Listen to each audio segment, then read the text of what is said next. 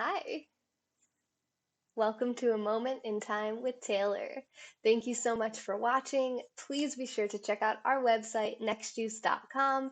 If you click the support button in the menu, you can become like all of these amazing, generous souls that make this show possible. Huge thank you to them. Huge thank you to you if you're going to go over and do that. Thank you to Ed for Super Hearts of the broadcast. We are streaming live right now on YouTube and Periscope.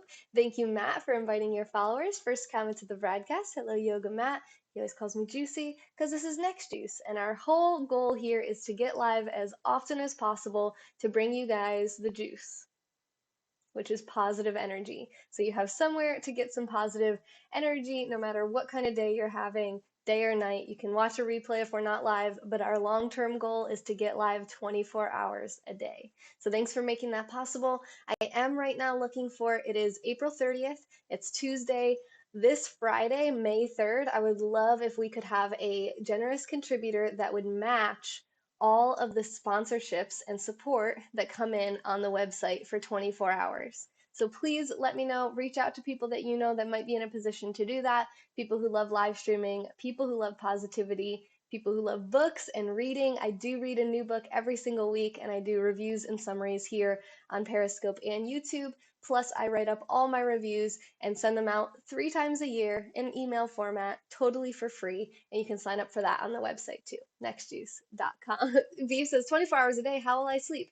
You're not going to be able to watch all of it. You're going to have to sleep through some of it, maybe catch some of the replays. I don't know what that means, Matt, but it sounds great. I love Ann Kelly so much. So today we're here to talk about this book, Shatterday by Harlan Ellison. This is he's considered to be like a classic horror writer. Now, this is way off par for me. I usually only read nonfiction. I read a lot of business and development books. I like psychology, I like business, I like self and personal development, I like learning new things. This book, however, was a gift to me from one of our monthly sponsors. You'll see his name scroll by here in just a moment. His name is Mark Gage, and he really, really wanted me to read this author.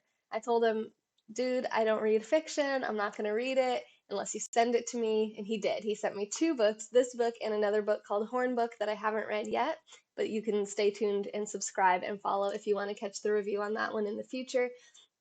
So I read this one first. It was a little bit shorter, and I found it pretty interesting. I was surprised that it wasn't exactly what I expected. First of all, it's not written in the classic horror story, horror movie kind of vibe that I'm used to. There's Mark Gage right there, Mark Gage 64. Feel free to give him a follow on Periscope if you like. There was no ghoul. There was very limited ghouls, ghosts, monsters, that kind of thing that I was expecting. It was written about what the author, Harlan Ellison, what he calls the mortal dreads. Mortal dreads. And that is basically the things that we're all afraid of. And he said the whole purpose for writing this book, Shatterday, was to remind everyone and let them know that they're not alone, that you are not alone, which is the same actually mission that we have here on this channel, is to connect positive people together in a community. So when I read that, I thought, okay, that's pretty interesting that he wrote this book to remind people they're not alone, that their fears are not limited to just them. They're not the only person who thinks these thoughts and has these fears. And it was pretty interesting.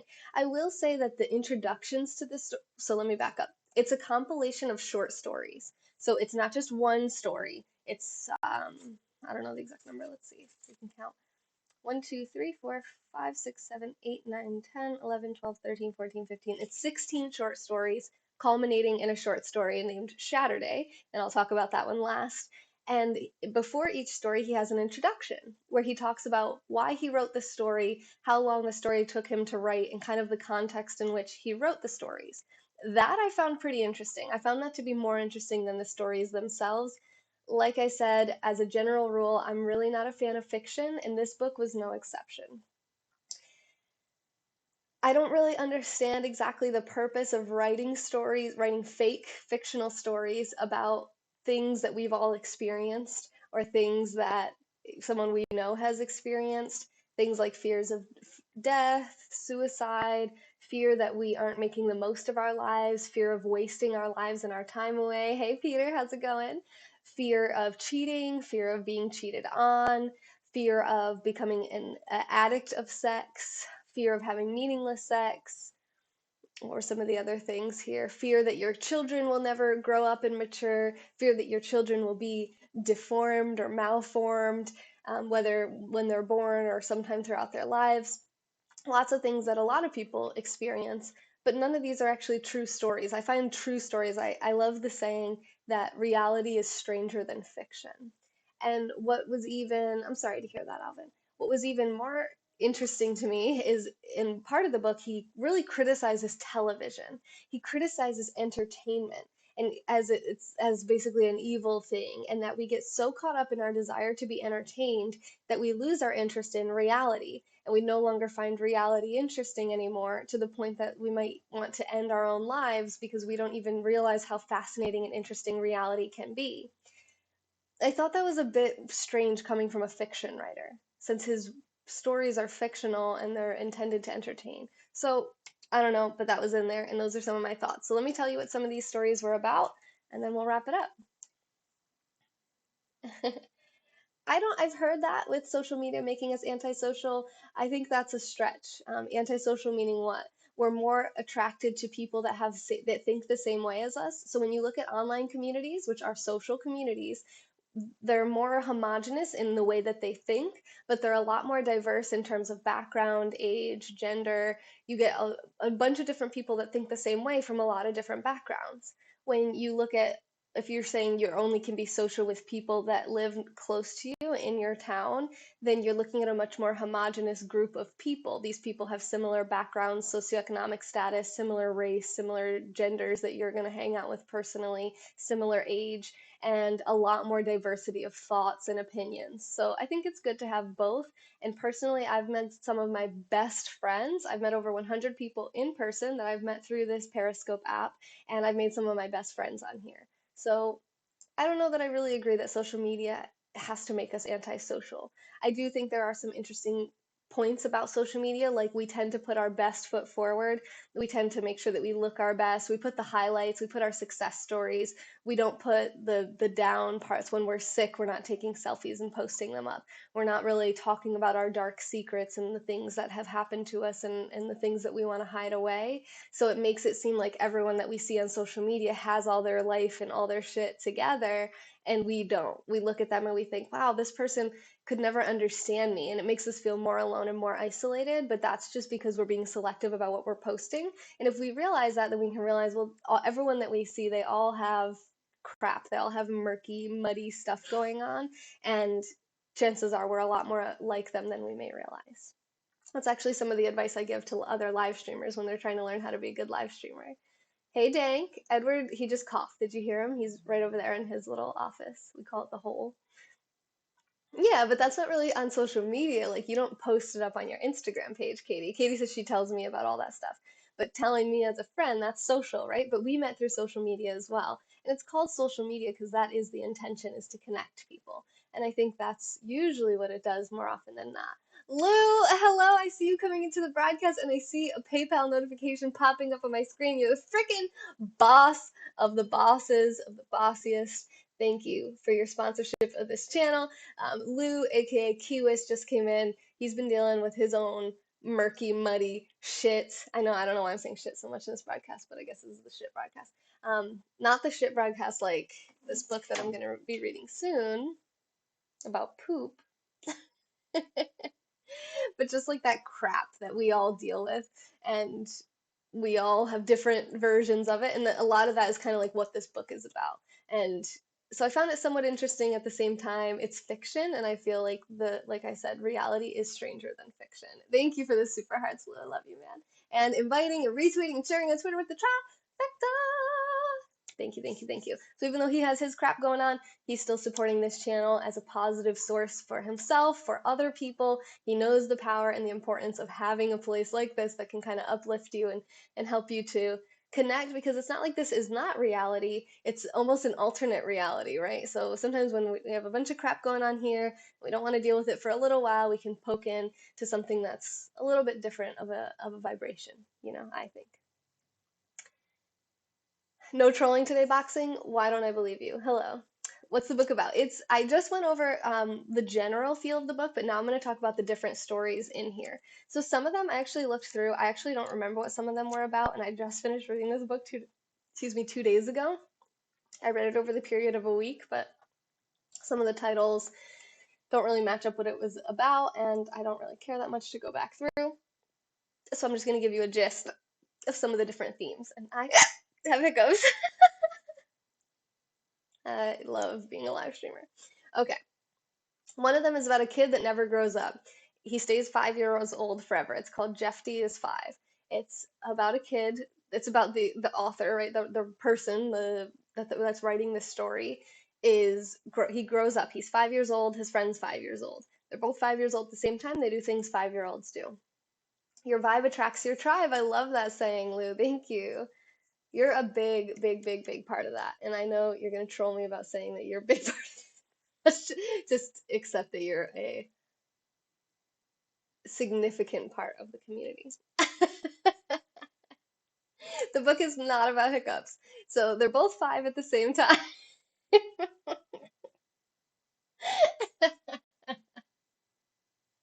Every time I say lose a big part of something, he always goes, "Is that a fat joke?" So then the author continues to grow up. He becomes 10, he becomes 15, he becomes 20, and he talks about all the different things that he does as he matures and ages. And his friend from when he was 5, Jeff D, can I get a refund? Yes, you can. I will refund you your money if you want it. So, but only you, no one else. Okay, so his friend Jeff D stays 5 years old forever, and he likes to do all the things that 5-year-olds like to do. And eventually, he comes to a point where he realizes that this 5-year-old lives in a completely different reality than him. He actually, the things that were around when the author was 5, things like what's the name of the show from A Christmas Story, where they're like writing down the secret code from the Ovaltine, like the Ovaltine commercials where you get the secret code and the little thing comes in the mail. Well, he was still having access to this radio show, which no longer existed as time went on. So the author started having pretty strong feelings of nostalgia. He wanted to hang out with this kid all the time. He kind of talked about the parents, how the parents were in denial about whether or not their kid was ever growing up. The mother said at one point that she wishes it would have been easier for her if he had been stillborn. And he's kind of touching on things like that where people have difficulty with their children, and sometimes they have what they consider to be very evil, horrible thoughts where they wonder what life would be like if their children never existed. And he's kind of trying to let you know, hey, you're not the only person that has thought that before. So at the end of this story, I don't know if I should spoil the story for you guys. I don't know if you're going to be reading it. Hey, John, these are the sponsors from the last 30 days that went over to nextjuice.com and clicked the support button to help keep this channel in existence. So at one point in the story, he's, I think, now like 25 or 30 years old, and he's running his own store, the main character. But he's still hanging out with this 5-year-old because he's still trying to stay connected to things that he loved when he was 5. Hey, JC, thank you, thank you. Blessings to you as well. And there comes this scene at the end. If you don't want to know, maybe you should just mute this and wait for me to talk about the next story. This is probably one of the most interesting stories in the book. They, yeah, he is my boyfriend, and he just left. Oh no, he's back. Okay. They're gonna go to a movie. They're gonna go see a movie together. Well, what ends up happening is the guy's like they get into the car to go to the movie, and he realizes that he forgot to bring something to his store that he needed to drop off. He was supposed to drop it off earlier. He forgot. He sees it sitting there in his passenger seat. He says, "Okay, we just got to swing by my store really quick. I just got to drop this off, and then we'll head straight to the movie." They go to the store. The store is really busy. There's tons of customers in there. There's 2 people working. They're completely overwhelmed. They're looking at the owner saying, "Hey man, you need to help us out. We're totally swamped and overwhelmed here." And he has these debts. He has these loans that he took out to build this store. He's looking at all the customers. They're all buying these new TVs. He's thinking, "Oh, this is my chance to get out of debt. This is my chance to pay off my loan, make good money, and move to the next level of my business." Do you have water in there? Okay. So he prioritizes his business over going to the movie. Basically, he tells Jeff D to go, "Hey, just sit over in that chair for a little bit. I'll just be 2 minutes. I just gotta help a couple customers." and he continues to help customers and customers and customers. And he realizes that this Jeffy is starting to watch the televisions, which is something that's not part of his world, and he starts to basically like have he's starting to basically like break down. He's having like his existence is melting. So he urges him, just go to the movie theater without me. Just walk to the movie theater. Just go. And he goes to the movie theater, and basically what ends up happening is some kids don't like this Jeffy 5-year-old kid. You know, he sent him to the movie by himself, and they beat him up, and then they end up basically he ends up dying in the end. And it's kind of like talking about prioritizing your business over prioritizing your loved ones or your children, even in some way, and what our fear is that we're going to make the wrong choice and we're going to cause something horrible to happen to our loved ones. Hey, Chadwick, you like how my boyfriend has such a bright smile? Me too, John. So that's kind of gives you a vibe of what these stories are like. They're examples of things that we kind of have fears of. I didn't find them highly valuable, hugely interesting. Um, I didn't really learn a whole lot from these stories, but that's basically the vibe and the energy of what these stories are like. So he has another story about these aliens that are great at sex. They send this guy out into space to go look at this other planet, this other dimension, and he comes back and he's attached to what they call a disgusting thing. It's like this hideous looking alien. It's like a big giant slug. That's kind of what I was picturing. And he's having sex with it. And no matter what they do, they can't get them to stop having sex. Thank you, Alvin. They're just like they're permanently attached, and they're just going at it. And over days and days, the guy's starting to lose a lot of weight. He's starting to become ill because he's not eating. And they finally discover if they do these certain sound waves that they can break the connection. And that's what they do. They get the alien to let go of him for a little while, and then all he wants to do is go and continue to have sex with this alien. Even though to everyone else they say, this thing is disgusting. Why would you want to have sex with this thing? But it's like they talk about like a telepathic connection, that they're completely in love, and it's just like the best feeling in the world. Thank you, JC. I appreciate that. He says, your channel is what I need. You're fantastic. You are fantastic. Super fantastic. And then what ends up happening, basically what he went to some other realm, the aliens there were looking for a new species to have sex with. That's all they ever want to do. That's their thing. They have sex. And then they start appearing all over the earth. They start having sex with everyone on the earth. Every single person on earth ends up being paired up with one of these disgusting things, and he ends up being completely alone. He's the only one. He travels the whole world. He can't find anyone who's not already attached to an alien. He misses his alien. He can't have them back. And oh my God. Last night in here, was it last night or the night before? Someone said that they're very sensitive to their wife's smell. I think it was 2 nights ago. And that they don't want their wife to sleep in the same room as them because they're sensitive to her smell. I was like, okay. Are they AI? I don't know. I mean, this story was written in the 80s. Yeah. So then at the end, he's like super lonely, and I don't really know what the point of that story really was, to be honest. JC says, you realize this has already happened. See, some people might find extra depth and meaning to some of these stories. Maybe I'm just a little bit too attached to the reality that I can see and experience myself. Oh, hey, I see a dog. Okay. Revenge. There's a guy who's obsessed with revenge. There's like this really shisty contractor. He totally messes up this guy's house. He pays off some building inspectors to say it's fine. And it's this old man. He spent all of his retirement, or I'm sorry, all of his savings on this horrible home repair. It doesn't work. The bathroom's leaking. All this horrible stuff's happening.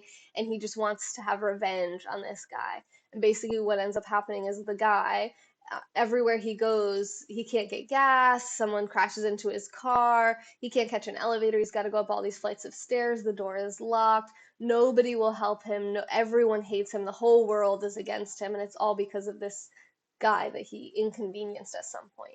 I guess the moral of that story is like, don't screw people over and you don't have to worry about them getting revenge on you. Again, I feel like a lot of these are very obvious things, like it's like, I don't know. I feel like he's stating the obvious in a lot of a lot of cases. That ET came home. Hey, Art Cam, how are you? How you doing today? He talks about another story where a guy is basically schizophrenic. He, late in his life, starts to hear a voice in his head that starts to tell him that he should kill all of the people that have wronged him throughout his life. So when he was younger, a mean old neighbor, his dog had gotten out, and the neighbor had taken them to the pound and had the dog killed. Thank you, boxing, for the super hearts.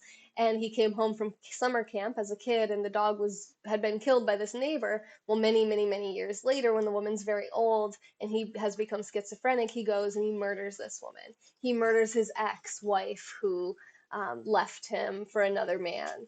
He murders, I don't really remember every single person that he murdered. Oh, he murders his uncle for taking away his dad's dream from him, so on and so forth. Like, he basically, this voice in his head, and eventually that voice becomes him. He ends up wanting to murder all of these people. And it's like fear of mental illness, fear of what we're capable of, fear of murdering people out of revenge. I guess more concepts of revenge. Another one is about wasting your life, wasting your time, wasting your life, having your life really not be full of meaning, and then ending up in what's the word? Purgatory. Ending up in kind of like a purgatory state where you just wander around alone forever, and you see other people that are in the same kind of purgatory state, and they all wasted their lives, and you just kind of like see them. Sometimes you never see them again. It's mostly darkness. You see all these flashes of the world before you. Thank you, my love. So sweet. I love you. Mwah. I got water. um, and that's like the fear of wasting your life, you know. Mm. Boxing from like prison. Okay, that's an interesting way to think of it. Um, then he has a whole one about like meaningless sex and affairs. He like talks about this guy who had sex with all these different women, and then all of a sudden at one point in his life he starts seeing them all in reverse order. So like he sees the last woman that he had a relationship with, he sees her and he's like, well, that's weird. We haven't seen each other in a while. They reconnect. Then he ends up seeing the woman that he was with right before her. He's like, wow, this is so strange. And then it just keeps happening like that. Then he sees the woman from right before her, right before he met this woman, right before he met that woman, right before he met that woman, and he starts getting really freaked out. He's trying to escape these women. He's like running all around the world to get away from them, and then he wherever he goes, that's where the next one is. And he's like expecting, he knows who the next one's going to be, and then there they are. And it was some kind of like torture, basically. What if we created everything we know? Like Dante's Inferno, Dante's Divine Comedy. Yeah, probably very similar to that. I've never read that before, but I can imagine it's the same. Boxing, did I say thank you for the super hearts? Thank you, my kind friend. Um, he does talk a little bit about affairs, which I found was interesting, like about a guy who was with this woman who was married for a while, and he was just trying to basically be whatever she needed. So he was like, "It's okay. We don't." They had sex like once in the beginning, and then she's like, "No, no, I'm still actually her husband's name was Ed, and she's like, "No, I still have, you know." She was like always complaining about her husband to this guy, and like, "Okay, we can't have sex anymore." But they were spending a lot of time together, and then he would listen to her go on and on about her husband and how horrible he was, but she would never leave him. And then eventually, at the end of the relationship, she ends up deciding to end the affair relationship, which was really minimally an affair, I guess. That sex one time, and then the rest was just talk therapy. And then she ends up to go back and stay with her husband, quote, for all the right reasons. Kind of like an interesting dynamic. I think affairs and cheating is something that almost everyone on earth has experienced in some form or another, whether it was with marriage or with dating.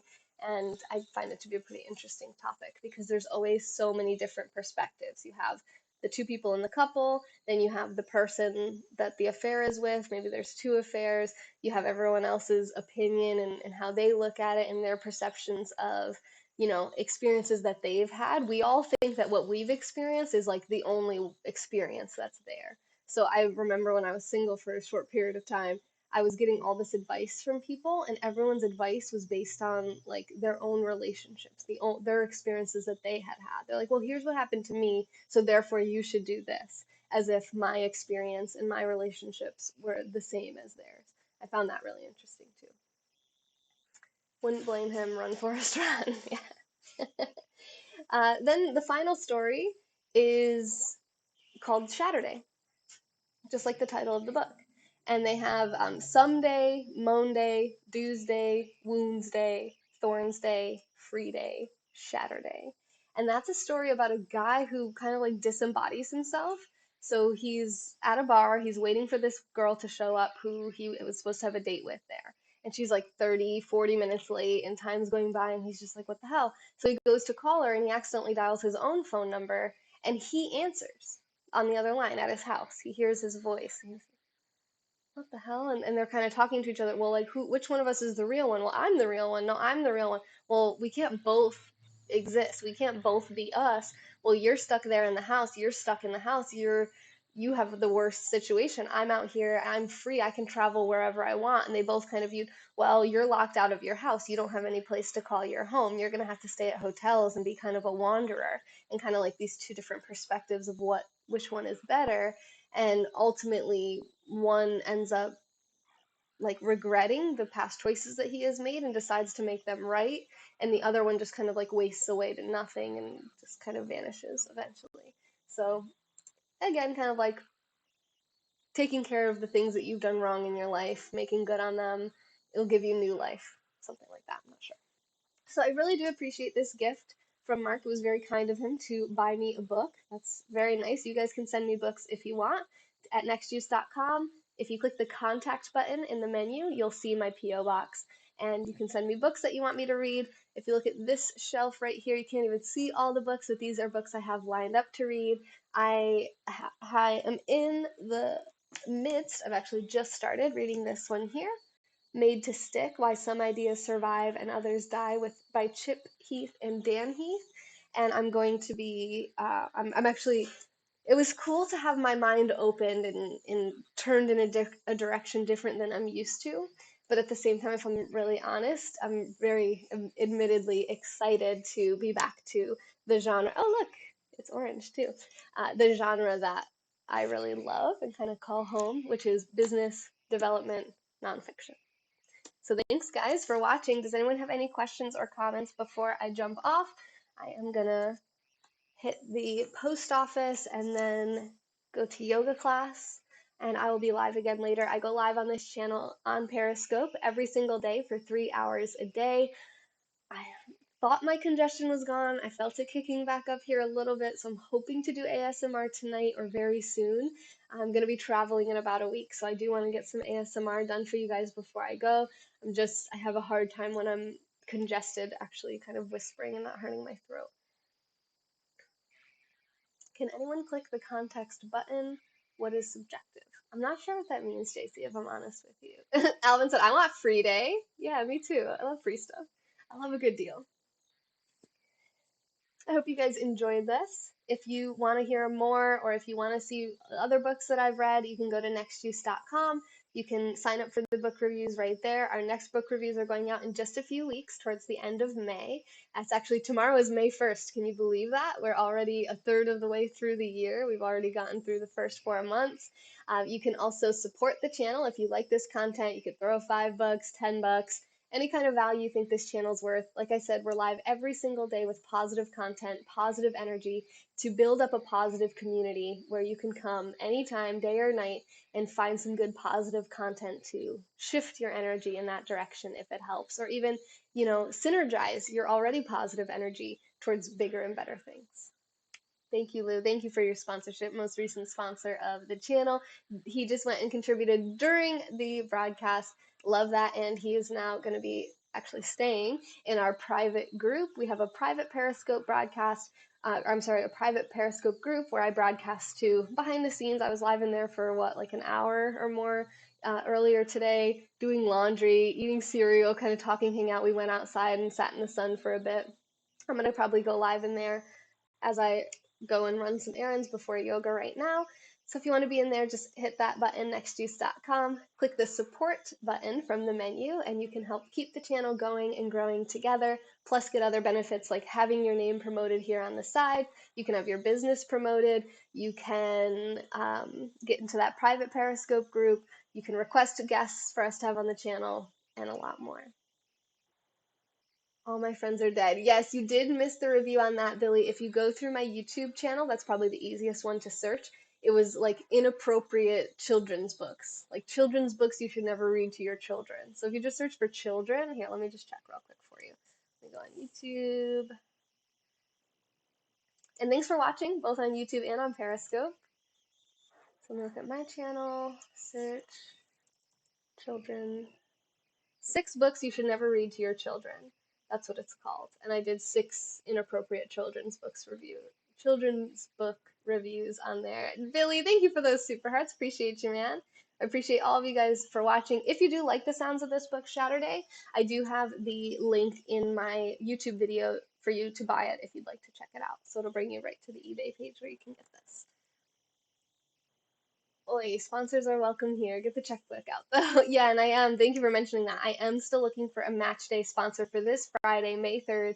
Please, if there's one person who can match the sponsorships that come in for a 24-hour period, that really helps to get us through the month. Thank you so much. Thanks for all the super hearts this month too. We'll be doing shout outs for the top super heart contributors from every broadcast throughout April in the next couple of days. Big shout out to Ed, our top contributor of this broadcast with 5,000 super hearts. Thank you, Lou, for almost 2,000. Billy and Boxing, thank you for the few hundred super hearts. Thank you, Billy. Said you do good stuff. Oh, Juicy Juice. How are you, Sex Juice? Have you guys met my favorite troll account, Sex Juice? Get the joke? I'm Next Juice. They're Sex Juice. And their picture is a girl holding oranges in front of her boobs. Can we all take a moment to appreciate the genius of this? Let's get that juicy match day sponsor. Yes, please. Sex Juice. Would you like to be our match day sponsor? That'd be pretty dope. Thanks, guys. Thank you, Boxing. I appreciate that. Yeah, so later we're going to be talking about critical thinking. And I think maybe we'll do something fun. Maybe we'll do like another call-in trivia or something fun, a little bit more lighthearted, because this has been a little bit heavy. I think last night's broadcast, the one I have scheduled for later. Sex Juice, thank you for the super hearts. It's been so fun to hang out with you guys. I hope you enjoyed this book review. Don't forget to subscribe and follow. Tell your friends about it and help us to find a match day sponsor for Friday. This has been a moment in time with Taylor. Thank you to every single person that makes this show possible. I can't thank you enough. Check out that website, nextjuice.com. Click that support button and help us to keep this channel going and growing together so we can build up this positive community so there's always somewhere you can go to get some positive juice in your life. See you on the next juice.